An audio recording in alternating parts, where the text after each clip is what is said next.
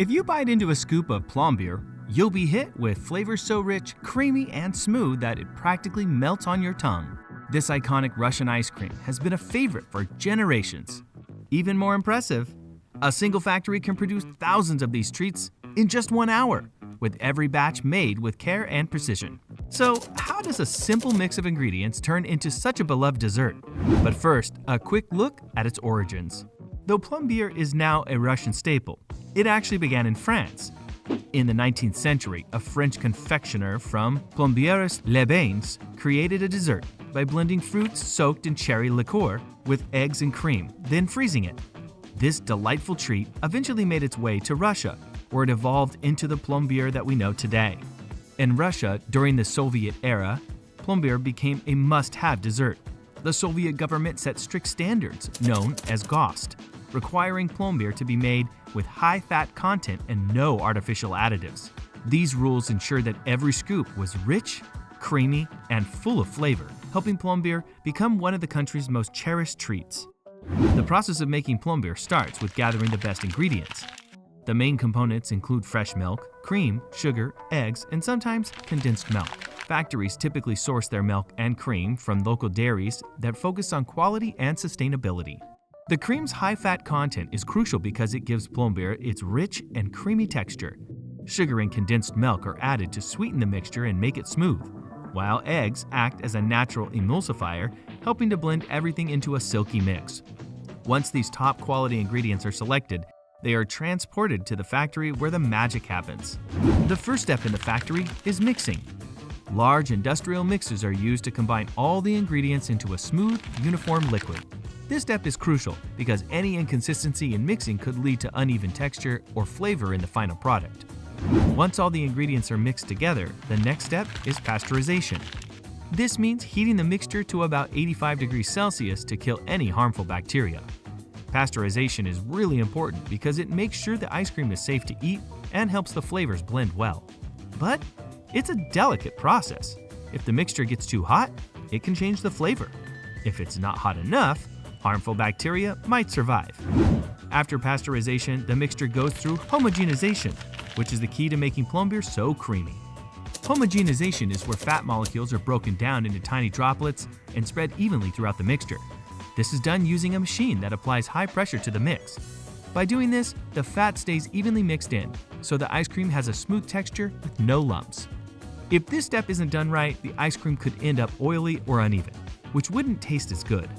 Once the mixture is homogenized, it's moved to the aging tanks, where it rests and thickens for several hours, usually between 4 to 12 hours.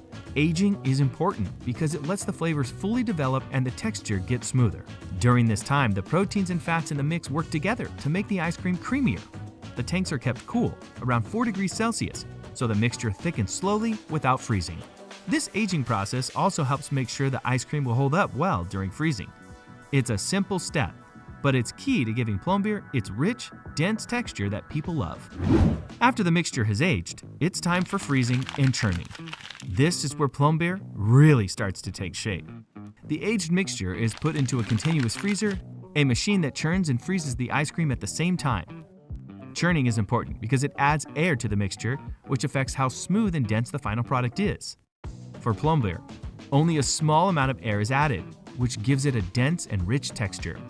As the ice cream churns, it also freezes. But because it's being stirred constantly, it stays smooth and creamy without forming large ice crystals. The continuous freezer quickly brings the ice cream's temperature down, usually to below -20 degrees Celsius. This rapid freezing is essential to keep the ice cream's smooth texture and prevent any graininess. By the end of this process, the Plombir has taken on its final form, but it's not quite ready to eat just yet. Now that the Plombir is perfectly frozen and churned, the next step is shaping and filling. Depending on the final product, whether it's a tub, cone, or bar, the ice cream is carefully shaped and packaged.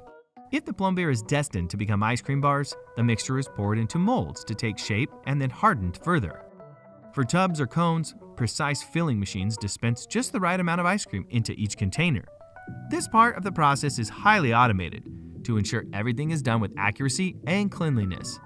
The machines are designed to be incredibly precise, making sure every package has the correct amount of ice cream with no waste. Once filled, the ice cream is quickly sent to a blast freezer to get the final hardening touch. The blast freezer works by blowing super cold air at high speeds over the ice cream, making sure it freezes evenly and quickly. Once a Plombir has hardened, it's ready for packaging. The packaging process is also fully automated to make sure it's done efficiently and hygienically. The ice cream is moved along conveyor belts, going through various stages of packaging. For bars, this might mean wrapping them in paper or foil. For tubs, the ice cream is placed in containers, which are then sealed with airtight lids. The packaging is designed to keep the ice cream fresh and protect it during transport.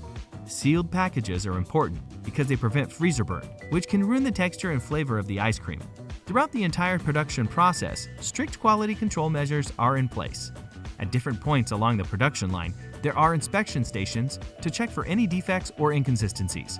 Advanced technology like X-ray machines and spectroscopy is used to spot any contaminants or irregularities that might not be visible to the naked eye. Each batch is also sampled and tested for texture, flavor, and consistency to make sure it meets the high standards expected of Plombir. Only after passing these tests does the ice cream move on to storage and distribution. Once packaged, the Plombir ice cream is stored in cold storage rooms, where the temperature is carefully controlled to keep the ice cream in perfect condition until it's ready to be shipped. These storage rooms are kept at around -25°C to ensure the ice cream remains frozen and fresh. Finally, the ice cream is loaded onto refrigerated trucks for distribution.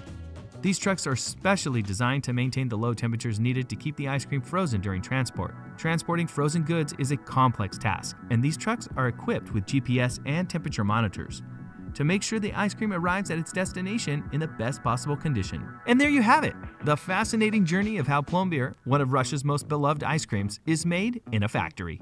From selecting the best ingredients to the careful processes of mixing, pasteurizing, homogenizing, and freezing, every step is designed to create a rich, creamy, and utterly delicious product. The history of Plombir is as rich as the ice cream itself, evolving from a French dessert into a Russian classic that's loved by generations. The production process blends tradition with modern technology, ensuring that each batch of Plombir meets the highest quality standards. Whether it's in a cone, a tub, or an ice cream bar, Plombir is more than just a dessert. It's a taste of history and a testament to the art of ice cream making. If you found this dive into ice cream production as fascinating as we did, click on the next video for more behind-the-scenes looks at how your favorite products are made.